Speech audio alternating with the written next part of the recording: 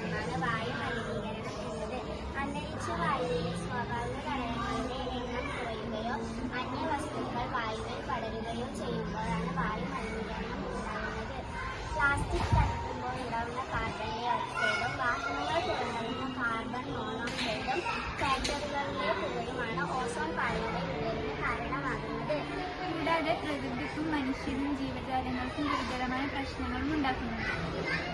കരിയും പുകയും വലിച്ചെടുത്ത് വായു ശുദ്ധീകരിക്കാൻ ഈ ഉപകരണം സഹായിക്കുന്നുണ്ട്. ഇതിലെ പ്രധാന ഭാഗങ്ങൾ solar panel, fan, pipe, carbon absorber എന്നിവയാണ്. ഇത് നമുക്ക് വീടുകളിലും ഉപയോഗിക്കാൻ പറ്റും.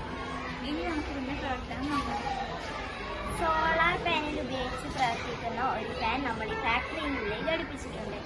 ആ ഫാനിലൂടെ മലിനീകരമായ വായു വലിച്ചെടുത്ത് പൈപ്പിലൂടെ കടത്തിവിടുന്നു.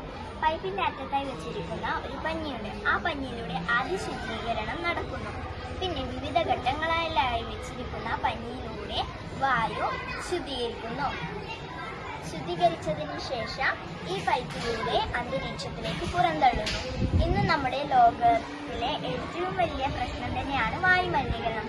ഫാക്ടറിയിൽ നിന്നുണ്ടാകുന്ന പുകയും വീടുകളിൽ നിന്നുണ്ടാകുന്ന പുകയും വാഹനങ്ങളിൽ നിന്നുണ്ടാകുന്ന പുകയുമെല്ലാം അന്തരീക്ഷത്തിൽ കടക്കുമ്പോൾ ഓസോൺ പാളിയുടെ വിള്ളലിന് കാരണമാകുന്നു.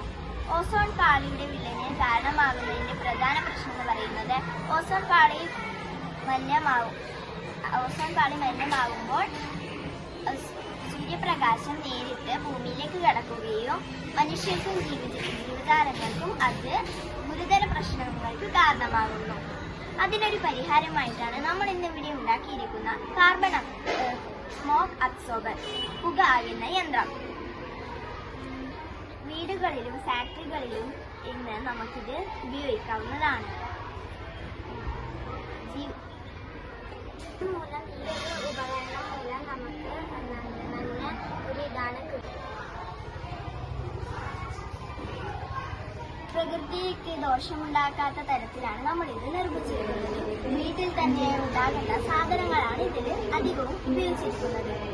ഇതുകൊണ്ട് തന്നെ നമുക്ക് ഉപഹാരമായിട്ടാണ് നമ്മൾ ഇന്ന് ഉണ്ടാക്കി പുകയാകുന്ന യന്ത്രം.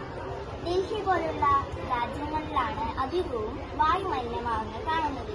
ഈയിടെ ഡൽഹിയിൽ വൻ രൂക്ഷമായി വായു മലിനമായിട്ടുണ്ട്. അതുകൊണ്ട് തന്നെ അതും കൂടി ഉൾപ്പെടുത്തിയാണ് നമ്മൾ ഇന്ന്